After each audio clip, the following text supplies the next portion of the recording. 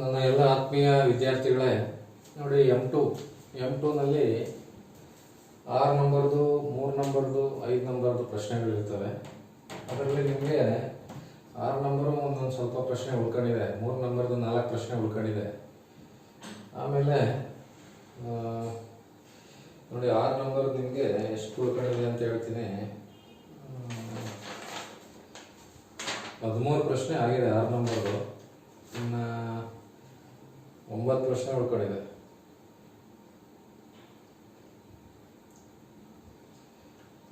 ಆಮೇಲೆ 5 ನಂಬರ್ದು 9, 12 ಪ್ರಶ್ನೆ ಆಗಿದೆ. ಅಂತ 12 ಇನ್ನು 9 ಉಳ್ಕೊಂಡಿದೆ. ಇದು 9 ಉಳ್ಕೊಂಡಿದೆ. 6 ನಂಬರ್ದು 9, 5 ನಂಬರ್ದು 9 ಮತ್ತೆ 3 ನಂಬರ್ 4 ಇದೆ. ನೋಡಿ 5 ನಂಬರ್ ಪ್ರಶ್ನೆನಲ್ಲಿ ತುಂಬ ಇಂಪಾರ್ಟೆಂಟು, ಎಕ್ಸಾಮ್ ಬಂದೇ ಬರುತ್ತೆ. ಕ್ವಶನ್ ನಂಬರ್ 10 and 11 ಮಾಡಬೇಕು. ಕ್ವಶನ್ ನಂಬರ್ 10 ಮತ್ತು 11 ನೀವು PDF ಅಲ್ಲಿ ನೋಡ್ಕೋಬೇಕು. ಕ್ವಶನ್ ನಂಬರ್ 10 ಯಾವುದು, 11 ಯಾವುದು ಅಂತ ನೋಡಿ. ಅದರಲ್ಲಿ ಪ್ರಶ್ನೆ ಈ ಥರ ಇದೆ. ಪ್ರಶ್ನೆ ಬರದೇ ಬಿಡ್ತೀನಿ ಬಿಡಿ. Question number 10, the volume of A spherical ball. The volume of a spherical ball is increasing at the rate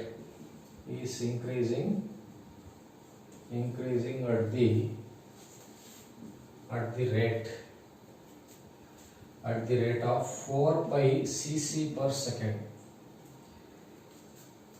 Find the rate of increase of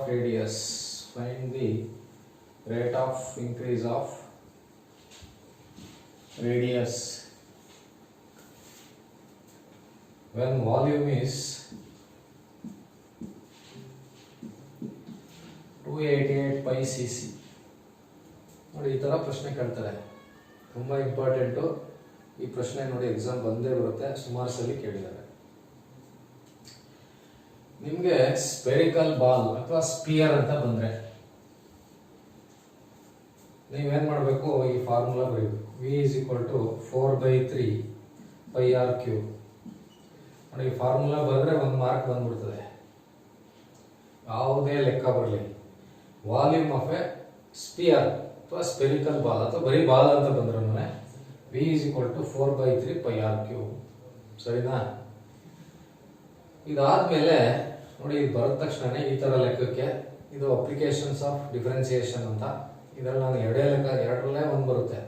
ಬೇರೆ ಲೆಕ್ಕ ಬಂದರೂ ನೀವು ಒಂದು ನೋಡಿ ಫಾರ್ಮುಲಾಗ ಮಾರ್ಕ್ಸ್ ಇರ್ತದೆ. ಈ ಸ್ಪಿಯರ್ ಮೇಲೆ ಕೇಳಿದ್ರೆ ಈ ಫಾರ್ಮುಲಾ ಬರೆದ್ರೆ 1 ಮಾರ್ಕು. ಸರ್ ಒಂದೇ ಒಂದು ಮಾರ್ಕೆ ನಿಮಗೆ ಯೂಸ್ ಆಗೋದು ಮುಂದಕ್ಕೆ, ಗೊತ್ತಾಯ್ತಾ? ಈಗ ಇದನ್ನ ಡಿಫ್ರೆನ್ಶಿಯೇಟ್ ಮಾಡಬೇಕು.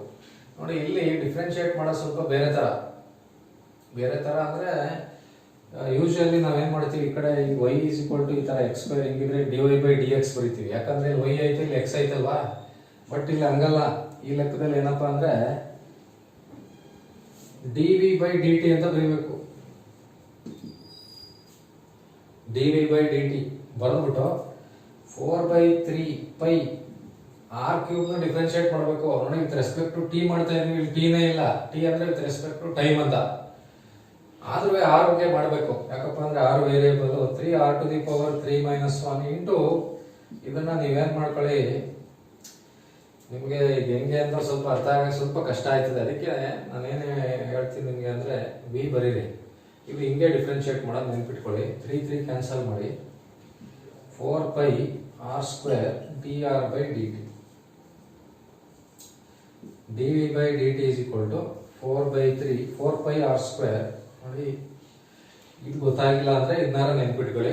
ಗೊತ್ತಾಯ್ತದೆ, ಇದು ಗೊತ್ತಾದ್ರೆ ಇದು ಗೊತ್ತಾಯ್ತದೆ. 4/3 ಬರ್ಬಿಡೋದು, ಪೈ ಬರ್ಕೊಳ್ಳೋದು. ಇದನ್ನ x³ ಮಾಡ್ಬೇಕಂದ್ರೆ 3x⁻³ - 1 ಮಾಡ್ತೀವಲ್ಲ, ಅದೇ ತರ 3r⁻³ - 1 ಇಂಟು ಜೊತೆಗೆ ಏನು ಹಾಕಬೇಕು, dr/dt ಹಾಕಬೇಕು. ನೋಡಿ ಇಷ್ಟು ಮಾಡ್ಬಿಟ್ರೆ ನಿಮಗೆ 2 ನಂಬರ್ ಬಂದ್ಬಿಡ್ತದೆ. ಲೆಕ್ಕ ಏನು ಮಾಡದೆ ಇದ್ರೂ ಸ್ಪಿಯರ್ ಅಂತ ಕೊಟ್ರೆ ಇದು ಬರ್ಬಿಟ್ಟು ಇಷ್ಟು ಮಾಡ್ಬಿಟ್ರೆ 5ಕ್ಕೆ 2 ನಂಬರ್ ಬಂದ್ಬಿಡ್ತದೆ. ಸರಿನಾ? ಯಾವುದೇ ಲೆಕ್ಕ ಬರಲಿ, ಸ್ಪಿಯರ್ ಅಥವಾ ಬಾಲ್ ಅಥವಾ ಸ್ಪೆರಿಕಲ್ ಬಾಲ್ ಇತ್ತು ಅಂದ್ರೆ ಇಷ್ಟು ಬರೀಬೇಕು. ಅರ್ಥ ಆಯ್ತಾ? ಈಗ ಲೆಕ್ಕಕ್ಕೆ ಬರೋಣ. ಲೆಕ್ಕದಲ್ಲಿ the volume of a spherical ball is increasing at the rate ಅಂದ್ರೆ ಅವ್ರು ಕೊಟ್ಟಿರೋದೇನೋ ವಾಲ್ಯೂಮ್ ಇಸ್ ಇನ್ಕ್ರೀಸಿಂಗ್ ಅಂದ್ರೆ dv/dt ಕೊಟ್ಟವ್ರು ಎಷ್ಟು 4πcc. cc ಅಂದ್ರೆ ಏನಪ್ಪಾ ಅಂದ್ರೆ ಕ್ಯೂಬಿಕ್ ಸೆಂಟಿಮೀಟರ್ ಪರ್ ಸೆಕೆಂಡ್ ಅಂತ. ಕ್ಯೂಬಿಕ್ ಸೆಂಟಿಮೀಟರ್ ಪರ್ ಸೆಕೆಂಡ್ ಅಂತ. ಏನ್ ಯೂನಿಟ್ ಏನು ಲೆಕ್ಕ ಇಲ್ಲ, ಇದೇನು ಲೆಕ್ಕ ಇಲ್ಲ, 4π ಅಷ್ಟೇ ನೆನ್ಪಿಟ್ಕೊಂಡ್ರು ಸಾಕು. ಇದೇನು ಸುಮ್ಮನೆ ಯೂನಿಟ್ ಕೊಟ್ಟಿರೋದು, ಆಮೇಲೆ ಇದೇನು ಅನ್ಕೋಬಿಡ್ಬೇಡಿ, ಇದೇನಿದೋ unit. Find the rate of increase of radius ಅಂದ್ರೆ dr/dt ಕಂಡುಹಿಡಿಬೇಕು. ನೋಡಿ, ನಮಗೆ volume of a spherical ball is increasing ಅಂದ್ರೆ dv/dt ಕೊಟ್ಟಿರೋದು 4πcc ಪರ್ ಸೆಕೆಂಡ್. ಆಮೇಲೆ find the rate of increase of radius ಅಂದ್ರೆ dr/dt. ಇದು rate of increase of radius, ಇದು rate of increase of volume. ಇದೇನಿದು rate of increase of volume. ಇದೇನಿದು rate of increase of radius. Rate of increase of radius ಏನ್ ಕಂಡುಹಿಡಿಬೇಕು? ಇದು ಕಂಡುಹಿಡಿಬೇಕು. ಇಲ್ಲಿ ಏನೋ ಕೊಟ್ಟವ್ರೆ ರೇಡಿಯಸ್ ವೆನ್ ವಾಲ್ಯೂಮ್ ಇಸ್, ನೋಡಿ ಬರೀ ವಾಲ್ಯೂಮ್ ಅಂತ ಕೊಟ್ಟಿರೋದು. Rate of increase of volume ಅಂತ ಕೊಟ್ಟು ಬರೀ ವಾಲ್ಯೂಮ್. ಬರೀ ವಾಲ್ಯೂಮ್ ಅಂದ್ರೆ ವಿ ಕೊಟ್ಟವ್ರೆ 288π. cc ಅಂದ್ರೆ ಕ್ಯೂಬಿಕ್ ಸೆಂಟಿಮೀಟರ್ ಅಂತ. ರೇಟ್ ಆಫ್ ಇನ್ಕ್ರೀಸ್ ಅಂದ್ರೆ ಈ ತರ ಪರ್ ಸೆಕೆಂಡ್ ಅಂತ ಕೊಟ್ಟಿರ್ತಾರೆ. ಪರ್ ಸೆಕೆಂಡ್ ಅಂತ ಕೊಟ್ರೆ volume is increasing for dv/dt. Find rate of increase of radius ಅಂದ್ರೆ dr/dt ಕಂಡುಹಿಡಿಯಬೇಕು. ಈಗ ನಮಗೆ ಇಷ್ಟು ಕೊಟ್ಟಿದ್ದಾರೆ, ಇವೆರಡು ಕೊಟ್ಟವ್ರೆ, ಕಂಡುಹಿಡಿಬೇಕು. ಈಗ ಈ ಫಾರ್ಮುಲಾ ಬರೋಣ. ಫಾರ್ಮುಲಾದಲ್ಲಿ dv/dt ಕೊಟ್ಟವ್ರೆ, ಹಾಕಬೇಕು 4π. ಇದು 4π. r ಕೊಟ್ಟಿಲ್ಲ ನೋಡಿ, r ಕೊಟ್ಟಿಲ್ಲ. dr/dt ಕಂಡುಹಿಡಿಯಬೇಕು ಅಂದ್ರೆ ಈಗ ನಮಗೆ r ಕೊಟ್ಟಿಲ್ಲ, ಅವರು r ನ ಕಂಡುಹಿಡ್ಕೋಬೇಕು. r ನ ಹೆಂಗ್ ಕಂಡುಹಿಡಿತೀರಾ ನೋಡಿ, ಈ ಫಾರ್ಮುಲಾ ಹಾಕಬೇಕು ಪುನಃ. v is equal to 4/3πr³. ಈ ಫಾರ್ಮುಲಾ ಹಾಕೊಂಡ್ರೆ ವಾಲ್ಯೂಮ್ ಕೊಟ್ಟವ್ರೆ 288π 4/3πr³. ನೋಡಿ π ಕ್ಯಾನ್ಸಲ್, 3 ಕಡೆ ಬಂದ್ರೆ 288 into 3 divided by 4 is equal to r³ ಆಯ್ತದೆ. ಇದು ಕ್ಯಾನ್ಸಲ್ ಮಾಡಿದ್ರೆ ನೀವು ಕ್ಯಾಲ್ಕುಲೇಟರ್ ಮಾಡ್ಕೊಳ್ಳಿ. ಇದು ಕ್ಯಾಲ್ಕುಲೇಟರ್ ಮಾಡ್ಕೊಂಡ್ರೆ ಇದು 216 ಬರ್ತದೆ. 216 is equal to r³. r is equal to cube root of 216. r³ ಇರೋದ್ರಿಂದ ಕ್ಯೂಬ್ ರೂಟ್ ಹಾಕಬೇಕು, ಸ್ಕ್ವೇರ್ ರೂಟ್ ಅಲ್ಲ, cube root. Cube root of 216 ಅಂದ್ರೆ 6 ಬರುತ್ತೆ. r ಸಿಕ್ಬಿಡ್ತು. r ಎಷ್ಟು 6. r ನ ಇಲ್ಲಿ ಸಬ್ಸ್ಟಿಟ್ಯೂಟ್ ಮಾಡ್ಕೊಂಡು dr/dt ಕಂಡುಹಿಡಿದ್ಬಿಡೋದು. ನೋಡಿ ಅಷ್ಟೇ ಪ್ರಾಬ್ಲಮ್. ಈಗ r ಸಿಕ್ತು 6. ಈ ಫಾರ್ಮುಲಾ ಇನ್ನೊಂದ್ಸಲಿ ಬರೀತೀನಿ ಇಲ್ಲಿ. dv/dt is equal to 4πr² dr/dt. dr ಇದು dv/dt ಕೊಟ್ಟಿದ್ದಾರೆ 4π r ಅಂದ್ರೆ 6² ಇಂಟು dr/dt ಅಲ್ವಾ. 4 ಕ್ಯಾನ್ಸಲ್, π ಕ್ಯಾನ್ಸಲ್, ಇಲ್ಲಿ 1 ಬರುತ್ತೆ. 1 is equal to 6² ಅಂದ್ರೆ 36 into dr/dt.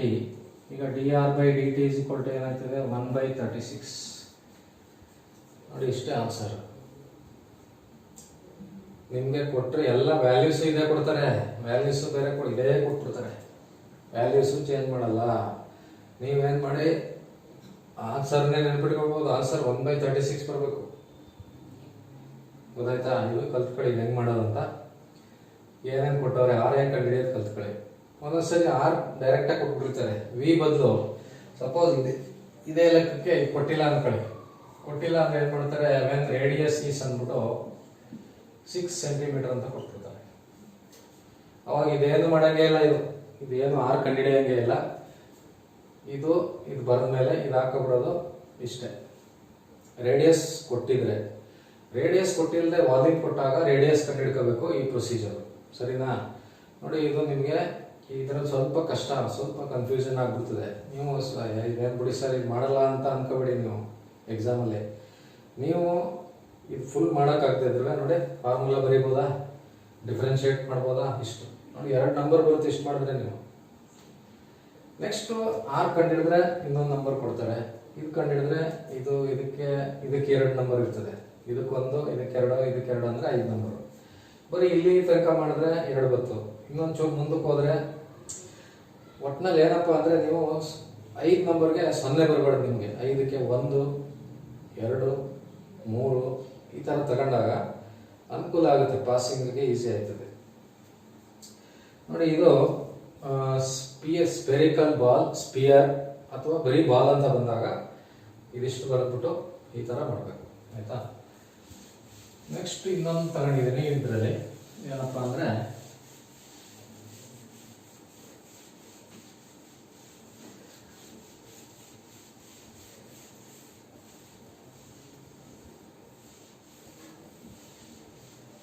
Question number 11.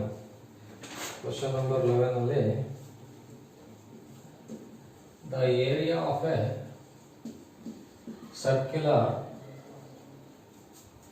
Plate is increasing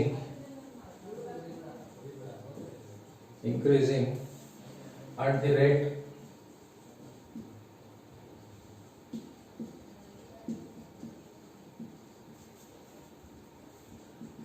find the rate of increase of radius when radius is 5 centimeter. ನೋಡಿ, ಒಂದು ನಿಮಗೆ ಸ್ಪಿಯರ್ ಬರುತ್ತೆ, ಮಿಸ್ ಆದರೆ ಸರ್ಕ್ಯುಲರ್ ಬರುತ್ತೆ, ಆಯ್ತಾ. ನೋಡಿ, ಅದರಲ್ಲಿ ವಾಲ್ಯೂಮ್ ಆಫ್ ಎ ಸ್ಪಿಯರ್ ಅಂತ ಇತ್ತು, ಇದರಲ್ಲಿ ಏನಿದೆ area of A circular plate. Area of A circular plate ಬಂದಾಗ A is equal to pi r square formula. Area of A circular plate ಅಂತ ಬಂದ್ರೆ A is equal to pi r square, ಇದು dA by dt ಅಂತ ಬೇಕಾಗುತ್ತೆ. pi into 2 into r to the power 2 minus 1 dr by dt, dA by dt is equal to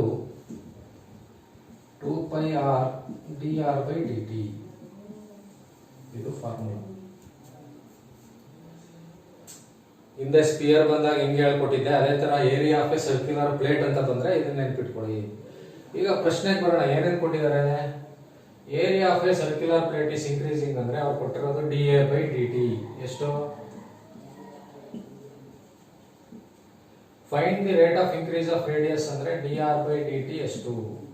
ಯಾವಾಗ r ಕೊಟ್ಬಿಟ್ಟವ್ರೆ, radius ಕೊಟ್ಬಿಟ್ರೆ easy, radius ಕೊಟ್ಟಿಲ್ಲ ಅಂದ್ರೆ ಈ formula ಹಾಕೊಂಡು radius ಕಂಡುಹಿಡ್ಕೋಬೇಕು, ಸರಿನಾ.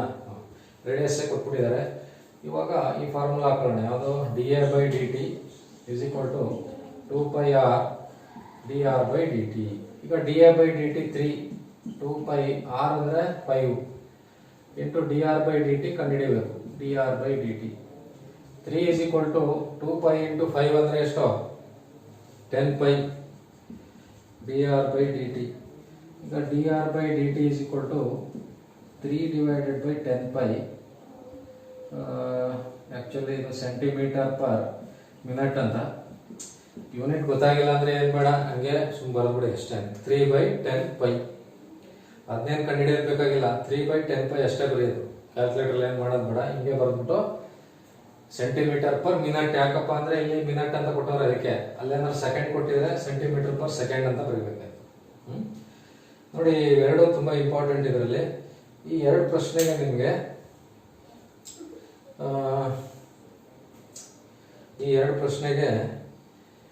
ಏನು ಗೊತ್ತಿಲ್ಲದೆ ಇದ್ರು ನಿಮಗೆ, ನೋಡಿ ಏರಿಯಾ ಅಂತ ಕೊಟ್ಟಾಗಿರೋ 2 ನಂಬರು, ವಾಲ್ಯೂಮ್ ಕೊಟ್ಟರೆ ಹಿಂದ್ಗಡೆ ಹೇಳ್ಕೊಟ್ನಲ್ಲ ಅದನ್ನ ಮಾಡಿದ್ರೆ ಬರುತ್ತೆ.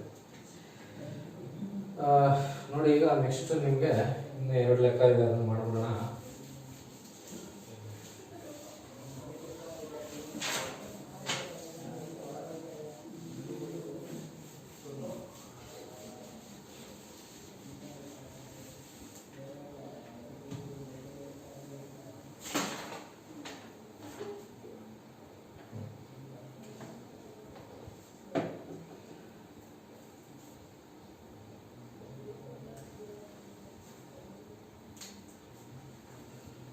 ಕ್ವಶನ್ ನಂಬರ್ 16 ಮತ್ತೆ 17.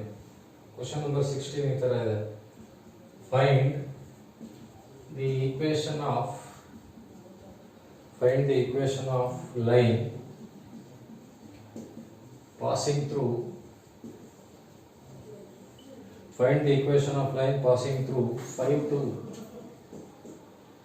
5 to parallel to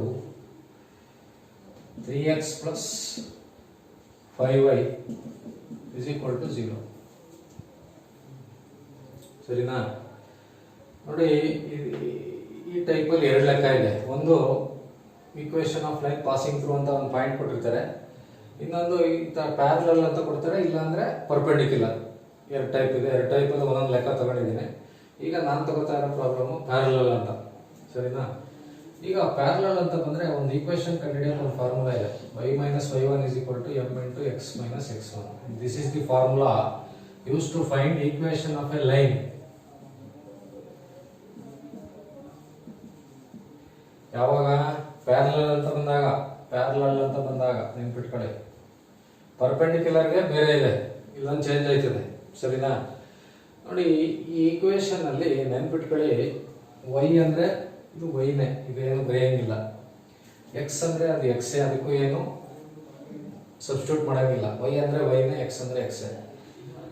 y1 ಮತ್ತೆ x1 ಅಂದ್ರೆ ಇಲ್ಲಿ ಪಾಯಿಂಟ್ ಕೊಟ್ಟಿರ್ತಾರಲ್ಲ, ಇದು ಮೊದಲನೇದು x1, ಇದು y1. ಆಮೇಲೆ ನೋಡಿ m ಅಂದ್ರೆ ಈ ಈಕ್ವೇಶನ್ ಯೂಸ್ ಮಾಡಿ m ಕಂಡುಹಿಡ್ಕೋಬೇಕು. ಇದು ಈಕ್ವೇಶನ್ ಯೂಸ್ ಮಾಡಿ m ಕಂಡುಹಿಡ್ಕೋಬೇಕು. ನೋಡಿ ಈಕ್ವೇಶನ್ ಈ ತರ ಇದೆ, 3x plus 5y minus 11 is equal to 0. ಈಗ ಇದನ್ನ ಯೂಸ್ ಮಾಡಿ m ಹೆಂಗಪ್ಪ ಕಂಡುಹಿಡಿಯೋದು ಅಂತಂದ್ರೆ, ಇದು ಕೆಳಗಡೆ ಈ ತರ ಬರ್ಕೊಳ್ಳಿ, ax plus by plus c is equal to 0. ಇದು equation of general equation of line. ಈಗ ಇದಕ್ಕೆ ಸ್ಲೋಪ್ m ಕಂಡುಹಿಡಿಯಬೇಕಂದ್ರೆ ಒಂದು ಫಾರ್ಮುಲಾ ಇದೆ, minus a by b. Formula to find slope minus a by b. Minus a by b ಅಂದ್ರೆ ಏನ್ ಬರುತ್ತೆ, ಇಲ್ಲಿ a is equal to ಎಷ್ಟಪ್ಪ, ಇದನ್ನ ಕಂಪೇರ್ ಮಾಡಿದ್ರೆ 3, b ಎಷ್ಟು 5, c minus 11, minus 3 divided by 5. Slope of line ಅಂದ್ರೆ minus 3/5, ಸರಿನಾ? m ಕಂಡುಹಿಡ್ಕೋಬೇಕು ಅಂತಂದ್ರೆ ಈ ಲೈನ್ ಕೊಟ್ಟಿರ್ತಾರಲ್ಲ ಪ್ಯಾರಲಲ್ ಅಂತ, ಆ ಲೈನ್ ಬರ್ಕೋಬೇಕು ಈಕ್ವೇಶನ್. ಅದ್ರ ಕೆಳಗಡೆ ಇದು ಜನರಲ್ ಫಾರ್ಮ್, ಇದು ax plus by plus c. ಇದರಲ್ಲಿ a ಎಷ್ಟು, b ಎಷ್ಟು, c ಹೆಂಗ್ ಕಂಡುಹಿಡಿಯೋದು? x ಇಂದ ಇರೋದು a, y ಇಂದ ಇರೋದು b, ಬರೀ ನಂಬರ್ ಇರೋದು c. m ಕಂಡುಹಿಡಿಯೋಕೆ ಫಾರ್ಮುಲಾ ಏನು, minus a by b. a ಅಂದ್ರೆ ಎಷ್ಟಪ್ಪ 3, ಮೈನಸ್ 3, b ಅಂದ್ರೆ ಎಷ್ಟು 5, ಮೈನಸ್ 3/5 ಬಂತು ಅಲ್ವಾ? ಮೈನಸ್ 3/5, ಸರಿ, ಮೈನಸ್ 3/5. ಈಗ ಏನ್ ಮಾಡಿ, m ಸಿಕ್ತಲ್ವಾ, m ಗೊತ್ತು, ಇಲ್ಲಿ ಸಬ್ಸ್ಟಿಟ್ಯೂಟ್ ಮಾಡ್ಕೋಬೇಕು. ಈಗ y ಮೈನಸ್ y1 ಅಂದ್ರೆ ಎಷ್ಟಪ್ಪ 2, m ಅಂದ್ರೆ ಎಷ್ಟು ಮೈನಸ್ 3/5, x ಮೈನಸ್ x1 ಅಂದ್ರೆ 5. ನೋಡಿ ಈಕ್ವೇಶನ್ ಇದಕ್ಕೊಂದು ನಂಬರ್ ಇರ್ತದೆ, ಈ m ಕಂಡುಹಿಡಿದ್ರೆ ಇದಕ್ಕೊಂದು ನಂಬರ್ ಇರ್ತದೆ 2, ಇನ್ನ 3 ನಂಬರ್ ಇಲ್ಲಿ ಸಬ್ಸ್ಟಿಟ್ಯೂಟ್ ಮಾಡಿ ಸಿಂಪ್ಲಿಫೈ ಮಾಡ್ತೀವಲ್ಲ ಅದಕ್ಕೆ. ಈಗ ಇಲ್ಲಿ ಇದನ್ನ ಮಲ್ಟಿಪ್ಲೈ ಮಾಡ್ಕೊಳ್ಳಿ, y ಮೈನಸ್ 2 ಕ್ರಾಸ್ ಮಲ್ಟಿಪ್ಲೈ ಮಾಡೋಣ, ಇಂಟು 5 ಇಲ್ಲಿ ಬರುತ್ತೆ, ಮೈನಸ್ 3 ಇಂಟು ಎಕ್ಸ್ ಮೈನಸ್ 5.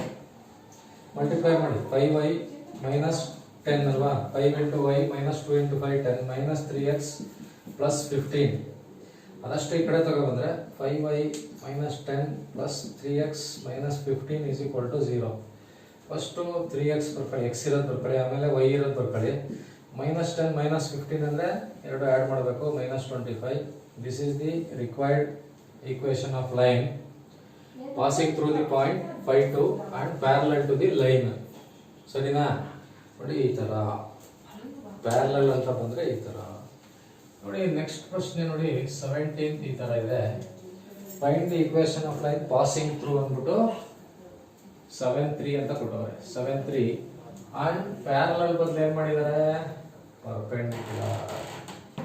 ಎರಡು ಒಂದೇ ತರನೇ, ಸ್ವಲ್ಪ ಚೇಂಜ್ ಐತೆ. ಪರ್ಪೆಂಡಿಕ್ಯುಲರ್ ಟು ದಿ ಲೈನ್ ಅಂದ್ಬಿಟ್ಟು 5x plus 4y plus 2 is equal to 0. 5x plus 4y plus 2 is equal to 0 ಅಂತ ಕೊಟ್ಟಿದ್ದಾರೆ. ಈಗ ನೋಡಿ ಈಕ್ವೇಶನ್ ಆಫ್ ಲೈನ್ ಪರ್ಪೆಂಡಿಕ್ಯುಲರ್ ಅಂತ ಬಂದ್ರೆ ಪರ್ಪೆಂಡಿಕ್ಯುಲರ್ ಫಾರ್ಮುಲಾ ಸ್ವಲ್ಪ ಚೇಂಜ್ ಆಯ್ತದೆ, ಏನು ಮೈನಸ್ 1/m ಆಗುತ್ತೆ.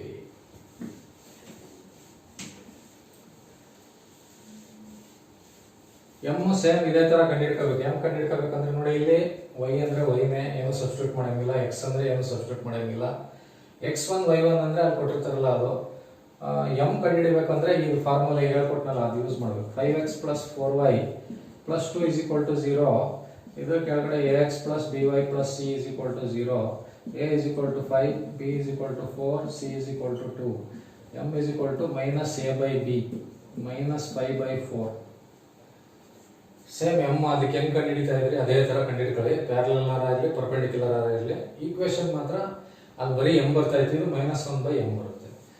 ಈಗ y1 ಅಂದರೆ 3 ಮೈನಸ್ 1/-5/4 ಬ್ರ್ಯಾಕೆಟಲ್ಲಿ x ಮೈನಸ್ x1 ಅಂದರೆ 7 ಮೈನಸ್ ಮೈನಸ್ ಕ್ಯಾನ್ಸಲ್. ನೋಡಿ ಇದೇನಾಯ್ತಿದೆ, ಇದು ಮೇಲಕ್ಕೆ ಹೋದರೆ 5/4 ಇದ್ದು 4/5 ಆಯ್ತದೆ. 4/5 ಇಂಟು ಎಕ್ಸ್ ಮೈನಸ್ 7. 5 ಇದ್ರ ಜೊತೆ ಮಲ್ಟಿಪ್ಲೈ ಮಾಡಬೇಕು, 4ನ ಇದ್ರ ಜೊತೆ ಮಲ್ಟಿಪ್ಲೈ ಮಾಡಬೇಕು, ಕ್ರಾಸ್ ಮಲ್ಟಿಪ್ಲೈ ಮಾಡಬೇಕು. 5 ಇಂಟು ಈ ಥರ ಬರುತ್ತೆ, ಇದು 4 ಇಂಟು ಈ ಥರ ಬರುತ್ತೆ. 5 into y 5y minus 5 3 15. 4 into x 4x minus 4 7 28. ಅದಷ್ಟು ಈ ಕಡೆ ತಗೊಬಂದ್ಬಿಡಿ. ಏನಾಗುತ್ತೆ, 5y minus 15 minus 4x plus 28 is equal to 0. ಈಗ ಫಸ್ಟು ಎಕ್ಸ್ ಬರ್ಕೊಳ್ಳಿ, ಮೈನಸ್ 4x ಇದೆ, ಆಮೇಲೆ y ಬರ್ಕೊಳ್ಳಿ. ಮೈನಸ್ 15 ಪ್ಲಸ್ 28 ಅಂದರೆ 13 ಬರುತ್ತೆ, ಪ್ಲಸ್ 13. ಇದೇ ಆನ್ಸರ್ ಇಡ್ಬೋದು. ಅಥವಾ ನೀವೇನಾದ್ರೂ ಈ ಮೈನಸ್ ತೆಗೆದ್ಬಿಟ್ಟು ಇದನ್ನ ಪ್ಲಸ್ ಮಾಡ್ಕೊಂಡ್ರೆ ಇದು ಮೈನಸ್ ಮಾಡ್ಕೋಬೇಕು, ಇದು ಮೈನಸ್ ಮಾಡ್ಕೋಬೇಕು. ಗೊತ್ತಾದರೆ ಮಾತ್ರ ಮಾಡಿ, ಇಲ್ಲ ಅಂದರೆ ಇಷ್ಟೇ ನಿಲ್ಸಿದ್ರು ಫುಲ್ ಮಾರ್ಕ್ಸ್ ಕೊಡ್ತಾರೆ. ನೋಡಿ, ನಿಮಗೆ ತುಂಬ ಇಂಪಾರ್ಟೆಂಟು. ಈ ಥರದ್ದು ಒಂದು ಪ್ರಶ್ನೆ ಇರ್ತದೆ, find the equation of line passing through ಅಂದ್ಬಿಟ್ಟು ಒಂದು ಪಾಯಿಂಟ್ ಕೊಡ್ತಾರೆ. ಪ್ಯಾರಲಲ್ ಅಂತ ಕೊಡ್ತಾರೆ, ಇಲ್ಲ ಪರ್ಪೆಂಡಿಕ್ಯುಲರ್ ಅಂತ ಕೊಡ್ತಾರೆ. ಪ್ಯಾರಲಲ್ ಅಂತ ಕೊಟ್ಟರೆ ಹಿಂದೆ ಹೇಳ್ಕೊಟ್ಟಿಲ್ಲ, ಆ ಥರ ಮಾಡಬೇಕು. ಸೇಮ್ ಇದೇನೆ, ಇಲ್ಲೊಂದು ಮಾತ್ರ ಬರೀ ಎಮ್ ಬರುತ್ತೆ. ಪರ್ಪೆಂಡಿಕ್ಯುಲರ್ ಅಂತ ಬಂದರೆ ಇದು ಅದೇ ಥರನೇ, ಒಂದೇ ಒಂದು ಡಿಫ್ರೆನ್ಸ್ ಏನು, ಇಲ್ಲಿ ಮೈನಸ್ 1/m. ಎಮ್ ಅಂತಂದರೆ ಸೇಮ್ ಈಕ್ವೇಷನ್ ಕೊಟ್ಟಿರ್ತಾರೆ, ಅದರಲ್ಲಿ ಎಮ್ ಕಂಡುಹಿಡ್ಕೋಬೇಕು. ಎಮ್ ಕಂಡುಹಿಡಿಬೇಕಂದ್ರೆ ಮೈನಸ್ a/b. ನೋಡಿ, 4 ಪ್ರಶ್ನೆನಲ್ಲಿ ಈ 2 ಪ್ರಶ್ನೆ ಬರುತ್ತೆ. ಒಂದು ಇಲ್ಲ ವಾಲ್ಯೂಮ್ ಆಫ್ ಎ ಸ್ಪಿಯರ್ ಅಥವಾ ಏರಿಯಾ ಆಫ್ ಸರ್ಕಲ್. ಇದು equation of line passing through A point and parallel ಅಥವಾ ಪರ್ಪೆಂಡಿಕ್ಯುಲರ್. ತುಂಬ ನಾನು ಎಲ್ಲ ತಗೊಂಡಿರೋದೆಲ್ಲ ಇಂಪಾರ್ಟೆಂಟೇ. ಏನಪ್ಪ ಅಂದರೆ ನಂಬರ್ಗಳು ಚೇಂಜ್ ಮಾಡ್ತಾರೆ. ಏನಾದ್ರು ಚೇಂಜ್ ಮಾಡಲಿ, ನೋಡಿ, ಫಾರ್ಮುಲಾ ಬರೀಬೋದಾ 1 ನಂಬರು, ಎಮ್ ಕಂಡುಹಿಡಿಬೋದಾ 2 ನಂಬರು. ಈ ಸಿಂಪ್ಲಿಫೈ ಮಾಡಬೇಕು, ಕರೆಕ್ಟಾಗಿ ಮಾಡಿದ್ರೆ ಇನ್ನು 3 5 ಬರುತ್ತೆ. ಇದೇನಾದ್ರು ತಪ್ಪಿದ್ರೆ ಒಂದು 2 ಬರ್ತವೆ, 4 3 ಅಂತೂ ಗ್ಯಾರಂಟಿ. ಫಾರ್ಮುಲಾ ಎಮ್ ಕಂಡುಹಿಡ್ಬಿಟ್ಟು ಸಬ್ಸ್ಟಿಟ್ಯೂಟ್ ಮಾಡಿದ್ರೆ 3 ಮಾರ್ಕ್ಸ್ ಗ್ಯಾರಂಟಿ ಬರುತ್ತೆ. ಸರಿನಾ? ನೋಡಿ, ಈ ಥರ ನೋಡಿ, ಇದು M2ನಲ್ಲಿ ಇವತ್ತು 4 ಪ್ರಶ್ನೆ ಹೇಳ್ಕೊಟ್ಟೆ ನಿಮಗೆ. ಅದೇ ಥರ ಇನ್ನೂ ಉಳ್ಕೊಂಡಿರೋದೆಲ್ಲ ಇನ್ನೊಂದು 5 ಡೇಸಲ್ಲೇ ಕಂಪ್ಲೀಟ್ ಮಾಡಿಬಿಡ್ತೀನಿ. ನೀವು ಏನಪ್ಪ ಮಾಡಬೇಕಂದ್ರೆ ಎಲ್ಲ ವೀಡಿಯೋಸ್ನ ನೋಡಬೇಕು, ಬರ್ಕೋಬೇಕು. ಬರೀ ವೀಡಿಯೋಸ್ ನೋಡಿದ್ರೆ ಖಂಡಿತ ಬರೋಲ್ಲ, ಈಗಲೇ ಹೇಳ್ತಾ ಇದ್ದೀನಿ. ಬರೀಬೇಕು, ಒಂದ್ಸರಿ ನೋಡ್ಕೊಂಡು ಬರೀಬೇಕು.